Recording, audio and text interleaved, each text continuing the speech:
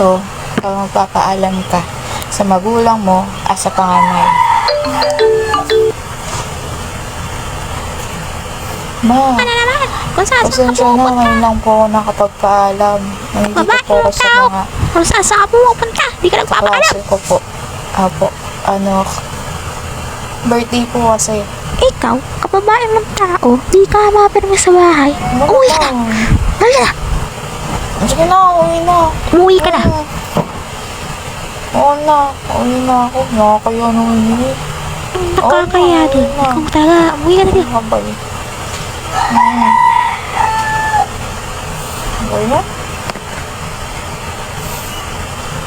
Diba? Ganon. Pagpaanay ka,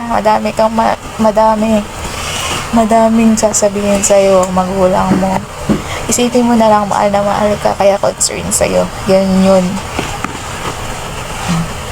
As a middle child naman. Gitna or kahit middle child ganito. Ma, nandito po sa mga klase ko po. Birthday po kasi. Sige, okay. Sige lang. Opo. Magsabi ka na lang pag uuwi ka na. Yun lang yun, okay lang. Oo, gusto mong sabihin ko. Umuwi ka na kasi nga may sarili ka namang bahay. O kaya mag-ingat ka, ganon. Basta okay lang talaga. Ewan ko sa'yo, ang daming mong drama. Kung gusto mo umuwi ka, kung hindi ayaw mo umuwi, edi wag. Tatayan pa ako. Galing. Ayun. Pag middle child ka naman, hindi naman sa lahat. Ganun talaga. Kawawa naman. Kawawa naman. Pero alam nyo, sino ang swerte. Diba? Kasi pag panganay, trial. Pag middle, wala lang. Pag bunso, ito. Ma, O, ikaw pala, anak, ano, nasa kumusta? mga klase po ako ha. Ngayon, di po ako nakapagpaalam at biglaan. Birthday po kasi. Sige, okay lang naman. Ingat ka, ha? Opo. Sige po. Salamat po. Love you, ma. Alam niyo pagkakaiba, di ba? Pag bunso, care. Walang adjust na. Bakit di ka umuwi? Ganyan, umuwi ka na. May sarili kang bahay, ganito, ganyan. Walang okay, tool lang ng middle child. Pag bunso, go!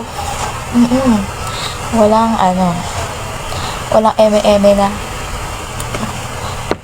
Bakit di ka umuwi? Ganyan. Kailangan sasabihin sa'yo. Mag-ingat ka, ganito, ganyan.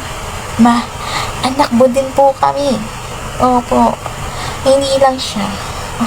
Pero, although, iba-iba man yung pagpapalaki sa iba-ibang, sa panganay, sa middle child, sa bunso. Alam mo yung sarili mo na mahal ka rin ng magulang mo. Kasi nga, hindi ka naman papanganak sa mundo kung wala ang magulang mo. Diba? Kung wala silang care sa'yo, hindi ka niya papanganak. Diba? Kaya, isipin na lang natin, kaya tayo binubungangaan as a panganay, kasi nga concern, mahal. Kung sa middle child naman, though medyo alanganin, is isipin na lang natin na ginagawa tayo independent. Diba?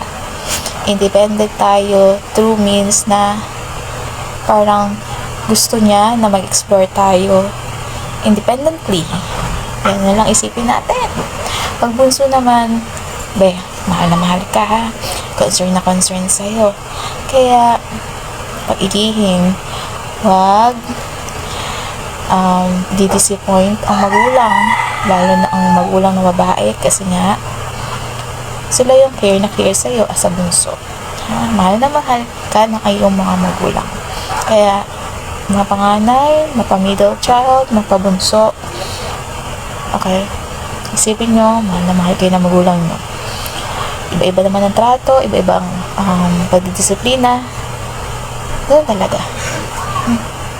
Mahal na mahal kayo ng mga magulang nyo. Kaya, huwag di-disappoint ng magulang.